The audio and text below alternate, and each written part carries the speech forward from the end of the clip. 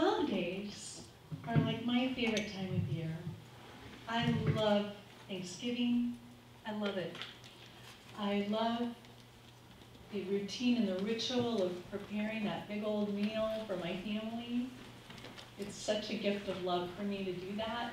I can totally get into it, get a little bit, maybe too into it, because I start to get a little fanatical about how we're going to do it, and I'm very particular. I give all these directions. I'm like the grand chef in my kitchen, and everybody's my sous chef. I get a little crazy about it, but everybody loves it because they know it's going to be awesome at the end. But I'm totally in it.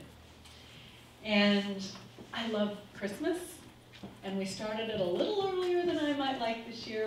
Our decorations are already up.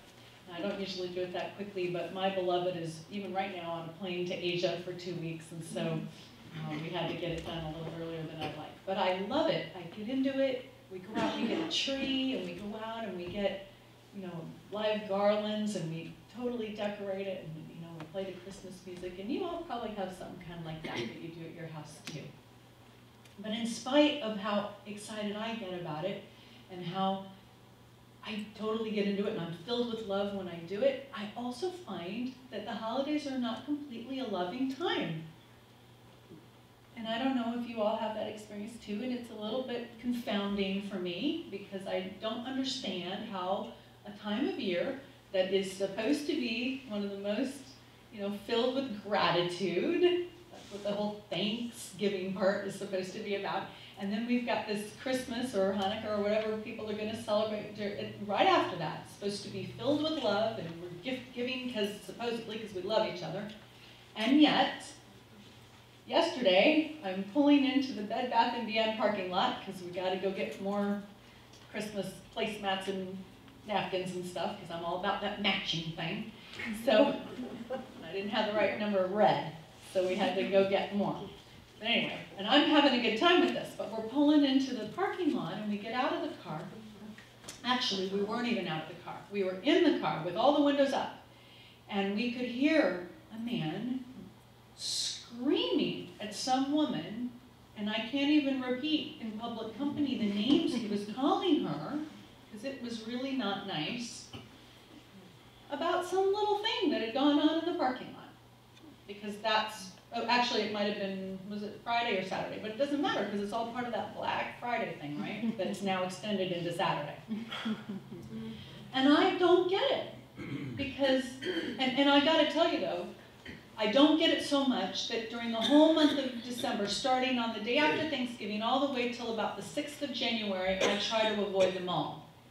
Because of this experience of how unloving it can be to get into that energy. I don't like that. But this is just the holiday season. I have noticed, and I don't know how you all feel, that in general, the world seems just a little less loving lately. Anybody else having that experience? Like, the whole politics thing? I have my Facebook, I had to take a hiatus away from Facebook because it got so ugly. I had friends that were like losing friendships over politics, and I have family members and all this stuff. It's really gotten ugly. So, back in the 60s, and I loved that we sang that song. It was so awesome. Yeah, awesome. Back in the 60s, Dionne Warwick sang, and some of you are old enough to remember this because I know I'm barely old enough to remember this. She sang "What the World Needs Now Is Love, Sweet Love." Y'all remember that? No, not just for some, but for everyone. It's been 50 years since she sang that song, and it still seems just as relevant now as it was then. Maybe even more relevant, right? We have not had a lot of progress in that regard, right? So in New Thought, so I really espouse this New Thought way of looking at spirituality. There's this idea, and maybe you all are familiar with it, and maybe it's still kind of new for some of you, that God is all there is. And it's kind of a challenging idea, but basically, and it goes along with this idea kind of hand in glove, that we manifest our reality through our thoughts, right? So, and I really believe that this is true, and that it's not just true when we're praying, or when we're involved in some kind of spiritual practice, but that it's true all the time, all of our thoughts. And that's the challenging part. So Thich Nhat Hanh says, every thought you produce, so every thought you produce, anything you say, any action you do, it bears your signature. I really like how he says that, because I think that your signature, you know, when you write your signature, that's sort of your thing. Nobody else can do that. It's yours. And it, for me, your energetic signature, it's declaring what your intentions actually are, right? And that is what's producing your reality. So I think that the reason this becomes so challenging is because if you really embrace that idea, then you can't really escape it. You either, yes, that's true, or no, it's not. You really can't cherry pick that. And then it becomes this idea that you are 100% responsible for what you're experiencing. You can't say, well, I'm only 80%, right? It's either, you either accept that it's all there or not. But what that means is that even in our outer world, those things that seem to be beyond our responsibility or beyond our sphere of influence, even that we have to be able to say, well, somehow I'm responsible for that too.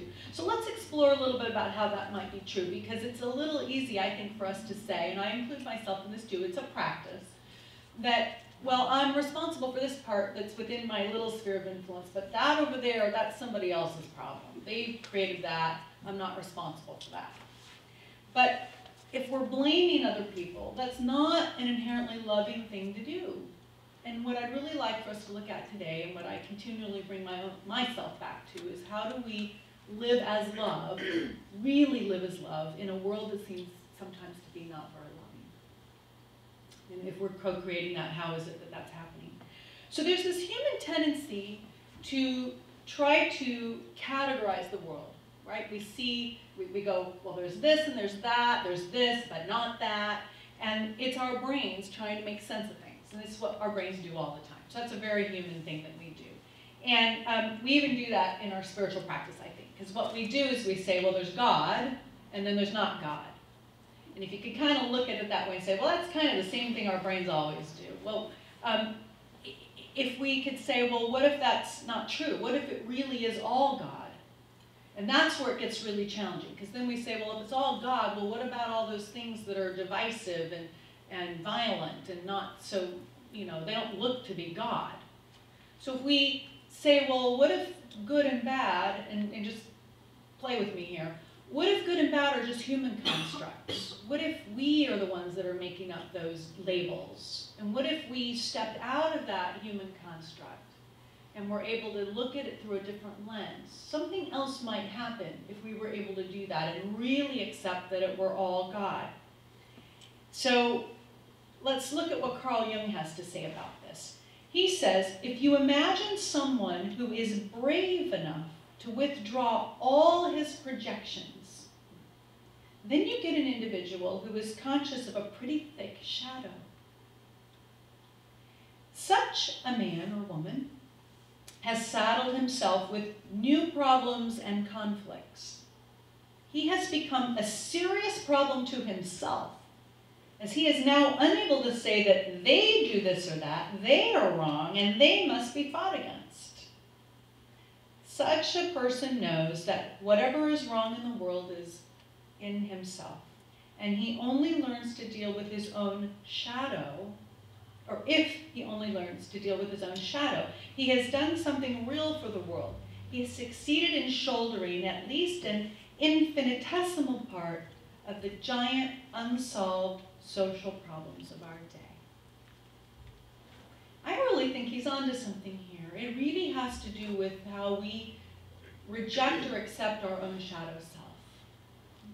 And when we look at that a little more deeply and can really kind of come to terms with that, then this idea of maybe it's all God begins to make a little bit more sense.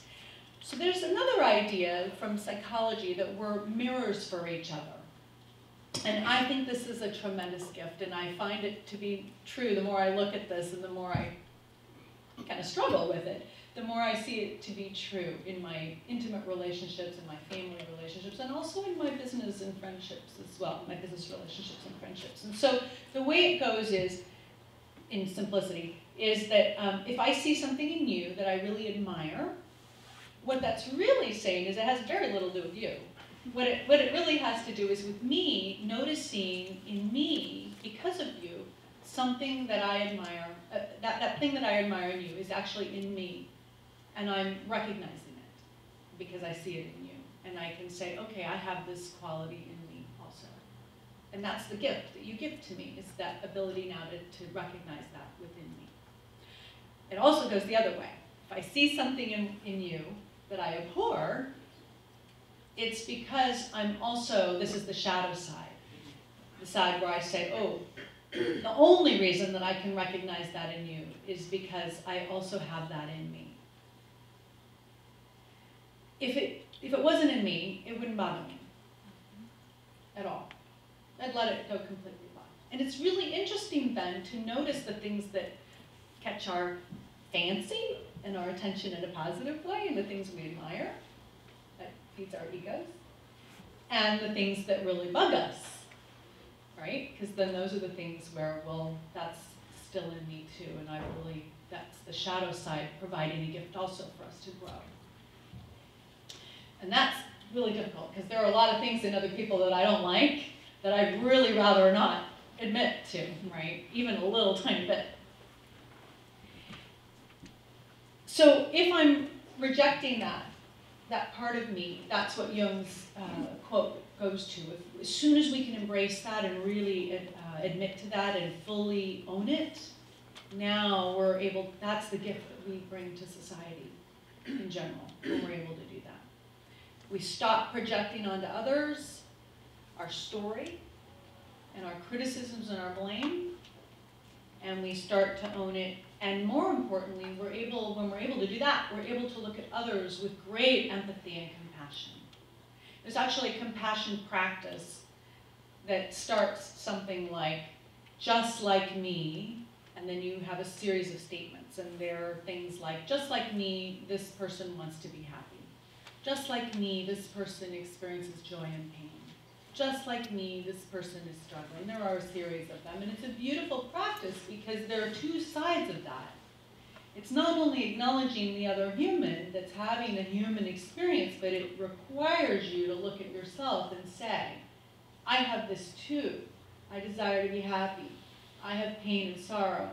I have joy. I want to be happy. All of those things. So it's two-sided, and in order for that compassion practice to really work, you have to acknowledge both sides. So when we're able to do that, and we know then, really know, that what we're experiencing is God, all God, played out in infinite variety, then our world begins to shift, and our reality, the way we experience reality, will also begin to shift. Our outer results begin to shift. And to me, that is what it means to live as love, just to know that deeply. So that means that we're not looking anymore with judgment and criticism. We're not seeing separation. We're knowing that all of those things that we're seeing out there is within us, because we have those possibilities too. And then we're extending goodwill to everybody without exception, just like Dion's song. And as I said earlier, it is a practice. We continually come back to it, we recommit to it. And as we engage it, the capacity of our hearts to love will grow. There's a Hawaiian practice that I really like called Ho'oponopono. Anybody familiar with it? Yay, so many of you, good. So if you know it already, this will be a review. And if you don't know it, this will be new, and I hope that you'll come to really appreciate it. I know it's been transformative for me. So the idea, again, another way of looking at this very same idea. I love how universal truths are introduced to us over and over again. Different cultures and different people have the same way of seeing the same thing. So this is another way of saying this exact same thing. Because this practice, the reason it exists is to help us with this idea that there's no such thing as out there. It's all in here. And so it's supposed to help us embody, literally embody, the qualities of love so that we experience it more in here so that we experience it more out there. So I'm going to walk you through the steps. We're going to do it together. I'm going to invite you to do it together. You can, of course, abstain if you prefer. But we're going to try to start with something a little less scary. It's a little hard sometimes to do it right away with somebody that you're having a lot of conflict with or that you really don't get. So we're going to try it with something that we're experiencing with ourselves first. So I'm going to invite you to think of something in your own life. I know I always have a lot of these. So maybe one where you're having difficulty with your finances or your health or a relationship issue that it's not about them, it's about you, something you're doing to cause difficulty in the relationship. So this is you and you. So pick your area first. And then I want you to really, really focus on this, kind of the pain that it's causing you, the details around it, and I invite you to close your eyes, and then I'm going to walk you through the steps. Now you can do these steps in any order, it doesn't matter. So if you've done it before and my order is different, know that the order doesn't matter. I'm just going to start with any of the steps here. We're going to start in this case with I'm sorry. So that's the first part. It's a simple practice, so I'm sorry. You can simply say I'm sorry, or you can be more specific like I realize that I'm responsible for creating, and then fill in your blank, whatever your issue is. I'm responsible for creating this in my life, and I feel remorse that something in my consciousness has caused it.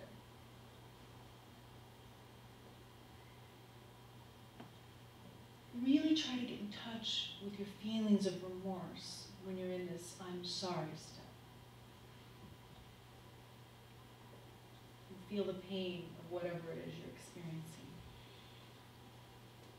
And then the second step is, please forgive me. So it really doesn't matter if you don't know who you're asking. Just say, please forgive me. And you say it until you mean it, because you know sometimes you don't mean it right away. And it might help if you remember the remorse of the previous step.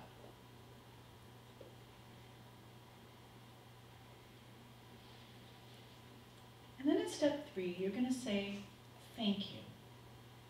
And again, it doesn't really matter if you're not sure who you're thanking. You just fill yourself with gratitude, and we did that meditation where we experienced gratitude, so feel that gratitude. And sometimes when I do this one, I'll say, thank you for this experience, so I can grow to be more fully who I am. So you're feeling that gratitude coming from deep within you and surrounding your heart, and that leads us to be able to say, I love you, which is the next step. So you filled yourself with that gratitude, and that's why then the love might flow more easily. So now you can radiate that love, and you might say it first to yourself, and then we practiced in the meditation experiencing radiating out to the earth, so you might even be able to do that here. Radiate that love out even to your challenges.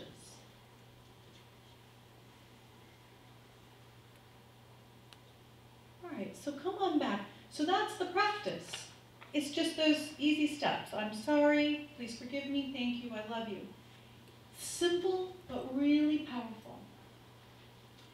And you did it with yourself here, but you can also now do it to people wherever, strangers, people you're never going to meet.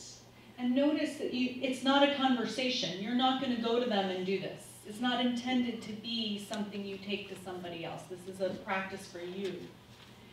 And it's actually, the history of this is quite interesting. There's a story of a psychologist or psychiatrist who did it with an entire ward of people who were doing quite badly, and he just did it in his office, and they had really miraculous results. So you can read about it a little more if you want to explore a little more deeply how this works. But it is one that's intended, again, to transform our hearts and our energy so that then our results, because you know that's going to transform our thoughts. That's that interim place. And then our thoughts are going to transform our reality. Now, does this mean that we sit around and engage in prayer and spiritual practices, and meanwhile the world's out there in chaos, you know, and there's division and conflict going on and crises on the other side of the world? No, of course not. But the beautiful part of this is that when we come from a place of love and personal responsibility, and when we really believe I am 100% responsible, so in some way I'm contributing to this, our actions are going to be different. And that's critical, because we can take action all day long and still not have impact. And there's a difference between being active and being effective. We want to have we want to make a difference. I'm sure everybody in this room would like to make a difference. But it's the impact that's going to matter. So let me give a very simple example here. Let's say that you're angry with someone, and there's nothing wrong with being angry, right? Anger is just an emotion, and we all have them. So let's say we're angry, and we want to go talk with somebody about our anger. Now, if we're coming from a place that's really completely connected to the offense that's been done to us, and we're like all up in our ego about you did this to me and you did that to me and I'm going to tell you all about it and you know it's all your fault and all of that. And I know we've all been there because I certainly have. And if you have never been there, I need to talk to you. You should be up here. So anyway, you know, if you have that conversation, you know it's going to go a certain way. And chances are, because when I have that kind of conversation, my impact is that much. They get defensive. We end up in a power struggle. I keep on trying to tell them how come it went down, and they're not listening. They're trying to tell me their side, and I'm like, you're not listening. And then they're like, you're not listening, and then we're both telling each other we're not listening. Does that sound like anything else that might be happening in our bigger world out there? You're not listening, you're not listening. I think we've got a lot of you're not listenings going on, right? Okay, so that's part of the problem, right? Now, let's say instead that before we have that conversation, we get in touch with our spiritual practice of I'm 100% responsible.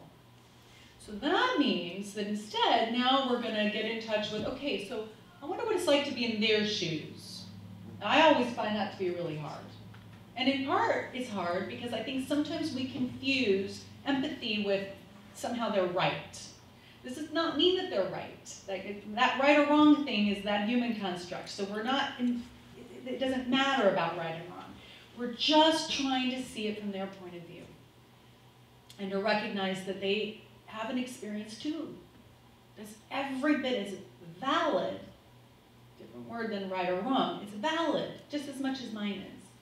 So when we can do that, and we can come from a place that says, that whole Ho'oponopono practice, right? I love you, I'm sorry for my part of it, and we have to figure out what that is sometimes, right? Maybe my part is I continue to engage you, or maybe it's, well, I keep rejecting you, whatever it is. And then we can have that informing us and grounding us in our feeling of love and gratitude. We may even decide we don't need to have the conversation.